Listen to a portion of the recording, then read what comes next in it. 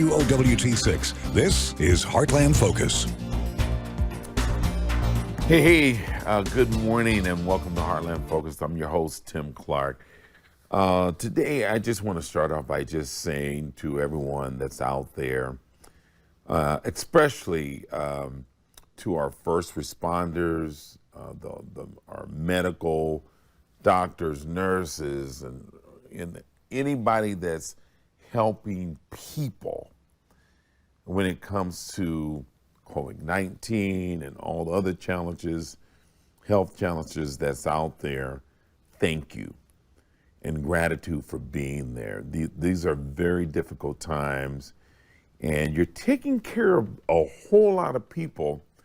When you look at the numbers, as far as just folks that are being hospitalized, a lot of the folks are being hospitalized that are they're unvaccinated. And so I tell you, it's challenging because of the profession and the integrity of that profession, that the workers, the healthcare providers and workers and doctors, nurses, technicians, all of the folks, they meet people where they're at. And even though some may feel a certain kind of way in terms of why are you here, and you're here largely because you chose not to be vaccinated, it's putting some unbelievable pressure on our medical system by having so many people out there that's unvaccinated. And I talk to people, and you're saying, well, why? And some reply, the answer is, well, I'm still doing research. I'm still trying to find out. And some people just want to see and play this thing out to see really cause and effects in terms of other folks. And I tell you, we know there's many people that have contracted the virus, pneumonia, and in some cases, they're on a lifeline where they're almost losing their lives because they chose not to be vaccinated and take that risk. The vaccination, just like when you think about it, then some people, I'm on my little soapbox this morning, I'm sorry, but some people look at it and say, well, over 500,000, 600,000 people a year, they die of cancer. So why are we all having this tizzy about COVID-19 and getting the vaccination when, we should be numb or somewhat normalized in that, there's a whole lot of people dying of cancer and other things every year too. I think we're talking about apples and oranges when you try to make that comparison, in my opinion. This is my opinion, not the station's. This is my opinion. In that's cancer. This virus, this insidious virus, is contagious, and people can contract it, and you can spread it in an environment of individuals that is carrying that virus. Big difference. Big difference. And so I say to folks that during this holiday season, especially when people are gathering and with your loved ones and friends, you got your employee parties you're going to in terms of just your job parties. I think it's time that we call the question. We call the question. And that question is, have you been vaccinated? Are you vaccinated? I think it's the right thing to do. And we owe it to ourselves and the people that we will have around us to know who's been vaccinated and who's not. So I'm practicing the Ronald Reagan, the late Ronald Reagan, his whole thing when he was dealing with Gorbachev in terms of the Soviet Union. He said, I trust you, but I will verify. And so not that I don't believe you, I think we're in a state of mind and a situation where we must verify in terms of the people around us that's been vaccinated and not. So call the question. It's your home, especially if you're hosting something, an event. There was an event a friend of mine attended this week, and at the door, you could not get in the event unless you had proof of vaccination. So they had to go home and get their card and then return to the event to prove that they've been vaccinated.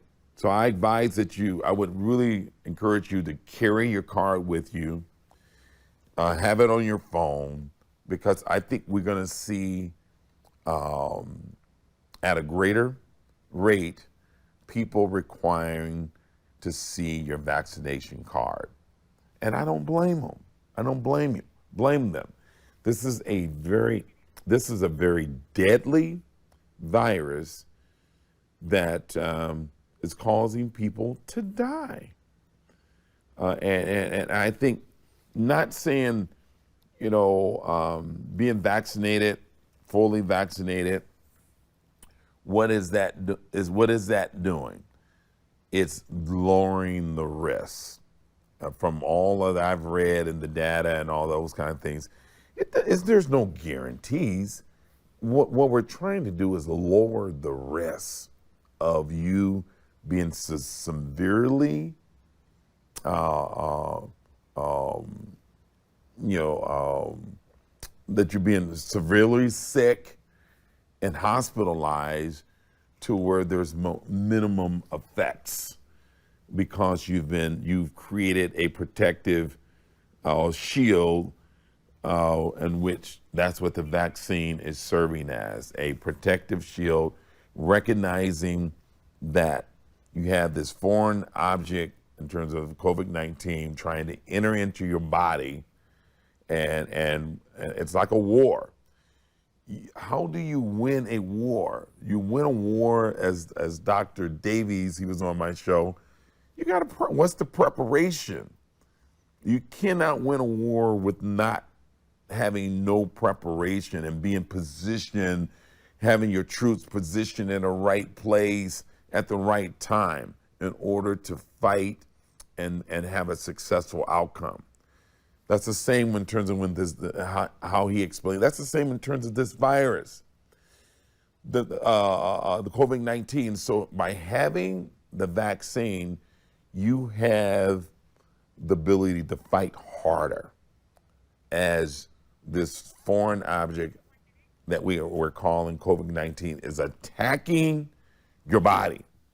So our theme is call the question. Call the question. The question is, have you been vaccinated? Do you have the vaccination for COVID-19?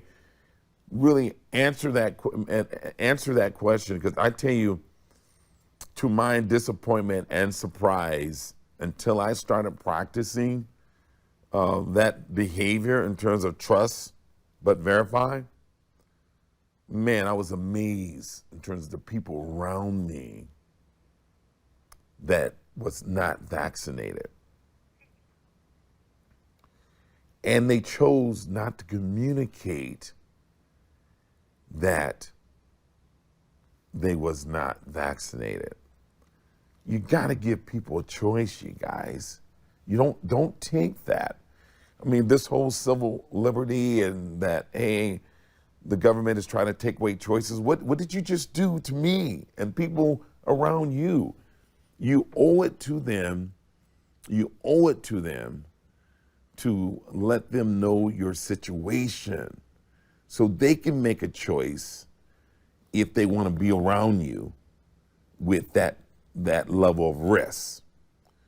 And that level of risk could be, although I'm vaccinated, that don't mean I cannot catch COVID-19. I can still contract that. I don't want it. Now, I put myself naturally in environments that create risk for myself, but that's a choice. I have a choice. But I think when we do it and we don't communicate properly and let people know that we have not been vaccinated, and one of the things I must say, I was in the room with a person that was not vaccinated, but one of the things he stated is that I know that I'm not carrying the COVID-19 virus because I take it upon myself to get checked on a regular basis, if not weekly, to really reassure myself and people in my environment that I'm being responsible because I'm choosing not to take the vaccination. And so there again, if you choose not to, which is a choice, be responsible. At least have a regiment where you're taking the dang vaccination test, the COVID-19 test, so you know if you have it or not.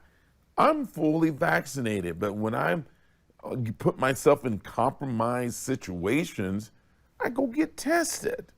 I just got tested this week because I put myself in a compromised situation. So I think we owe to ourselves first to be responsible regardless in terms of what's happening out there. And I know we're tired, we don't want to wear the mask, we want this thing to go away. But when you think about this country and this whole evolution of vaccination and what we got to do to protect the population, we start from 0 to 5. And we don't question too much in terms of just, for your children to actually get into school, look at all the vaccinations they got to have before they can even go to school. That's not only, they do that not only to protect you, to protect the individual student, but to protect the people that's in that environment, okay? We have to start moving towards what's good for humanity and the common good in terms of all. All right? We're going to take a short break. When we come back, we're going to talk about some upcoming events that's taking place in the Heartland. Stay with me, and I'll be right back. Hey, welcome back to Heartland Focus. Thank you for tuning in. Tis is the season, right, to give and to show love.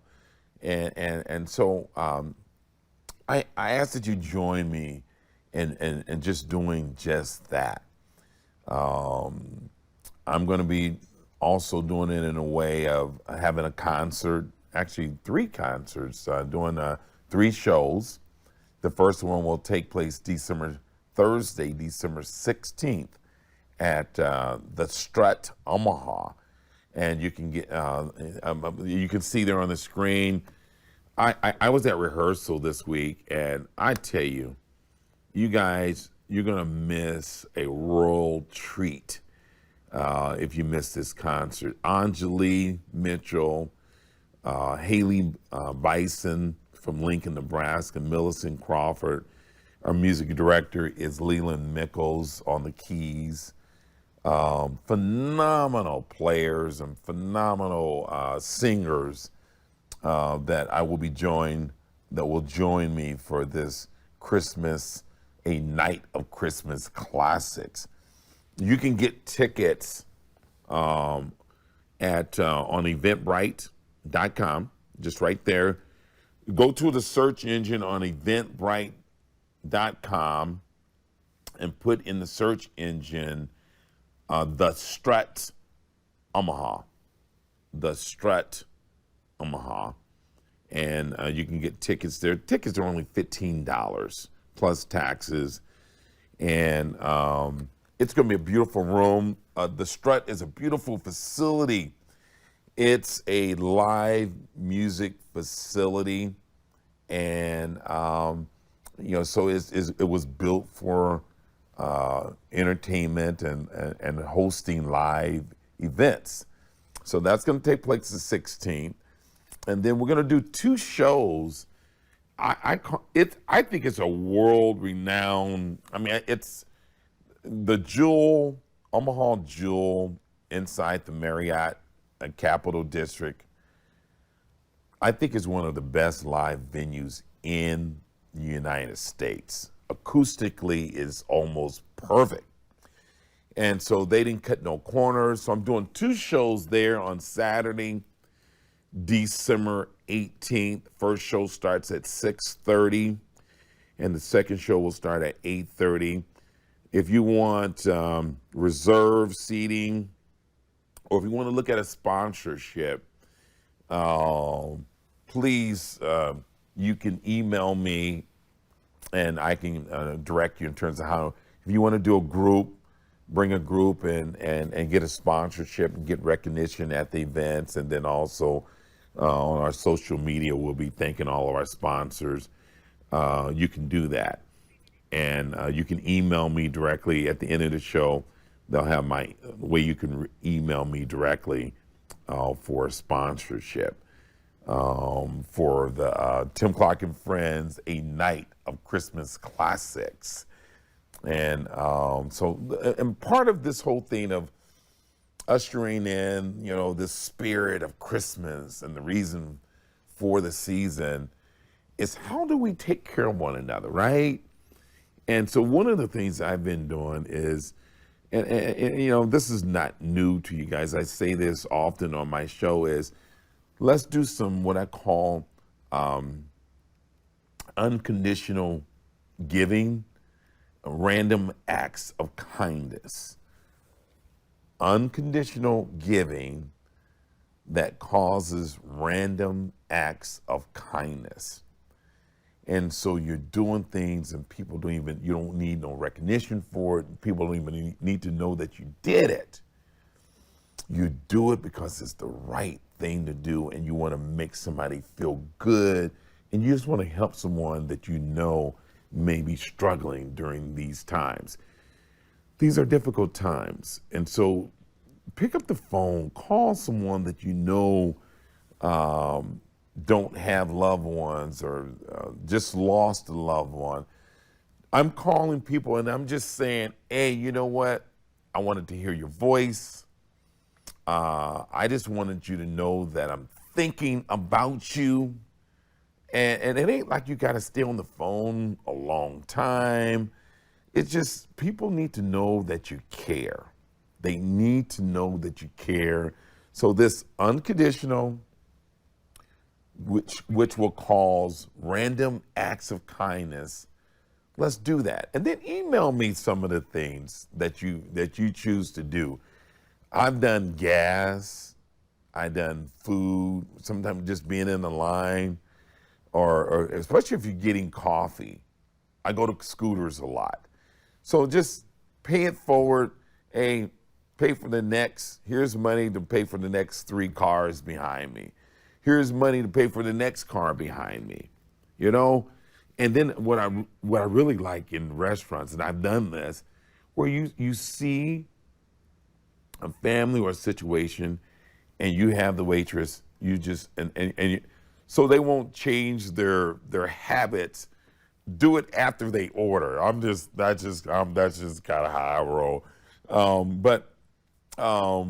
So I have the waitress. I just say, hey, I want to pay for that couple over there. I want to pay for that individual. I want to pay for that family at a restaurant. do that. Do that, because guess what? It's paying it forward. Our hope is and desire is that they pay it forward and they do it for someone else. That's all we can do. But when we do it, we got to leave it. We got to leave it and let it do what it's supposed to do in terms of touching their heart and passion to give and to care. Another thing too is there's a lot of lonely people in senior living facilities. So if that's your ministry, if there's opportunities that won't put you at risk or the people that are living there at risk, figure out a way to reach out to those individuals as well, okay? And we're gonna take a short break, and I'll be right back after this break. Hey, welcome back to Heartland Focus. I'm your host, Tim Clark. Hey, I wanna just, send some positive energy and love out there to Johnny the Jet Rogers, Heisman Trophy winner, as we know that he was struggling with, in a very serious way with COVID-19, with a full-fledged pneumonia. And he has made it, I think, to the other side. I understand he's back home now, recovering, and it's going to be a process. It's going to be a long process in terms of his recovery. And so my prayers and thoughts to his family, and I know some not only his other family members contracted the virus as well, and so most definitely we will continue to lift you, Johnny Rogers, you and your family up in prayers, and really praying for all the folks out there that are experiencing this crazy virus, and really to the point where it's almost taking their lives. And boss man William King from 95.7 FM, also prayers goes out to him as he is getting through. It has not been as aggressive as it was in terms of Johnny Rogers as far as the virus, and look like he's going to get through it pretty well and be okay. But that's the thing that's crazy about this virus. Some folks just don't get there. They just don't get there. And so we just really need to be very proactive as it relates to this virus, proactive. There's many things to do in terms of the city, everyone, so let's support these venues, especially live venues. Even though if you can't go and support them physically, maybe gift a certificate. Buy a season. Omaha Performing Arts or the Children's Theater. Look right there on the screen there. Let's support. This has been a very challenging time for a lot of your not-for-profit organizations. The demand is higher. So they depend on your generosity of giving. So the Durham Western Museum, the Children's Theater, the Rose Theater, all these places, they depend on us. And so really show love by gifting a membership or buying tickets. Like with my concert, I have folks just support because they know I'm in this to support our artists. I want to be able to pay our artists what they deserve. So I have folks just doing sponsorship just to help me being able to really support our artists. And then also we're doing complimentary tickets for some families and people that really we want to just bring and lift the spirit of the holiday season. And so we want to do that. it's important that you take care of yourself so you can be, so you're strong enough to take care of others, right? But it starts with the person that's, you got to look at yourself in the mirror and say, what am I doing to make sure I keep leaning forward, standing up tall, sitting up tall? And a lot of it has to do with your wellness, your health. And so I want to thank my guy, Coach Chet Fortune. We started a boot camp. Thank you, my man. So I'm committed to changing in 2022 as far as this health and wealth and well-being. So thank you for tuning in to this episode of Heartland Focus. Make today the beginning of your best year yet. Go out there and take it. Take back your health. Take back the mind. Get that mind right, the spirit, body, and mind. Until next time, do what it takes. Do what it takes to be good to yourself. It'll make it so much easier to be good to others. I'm out.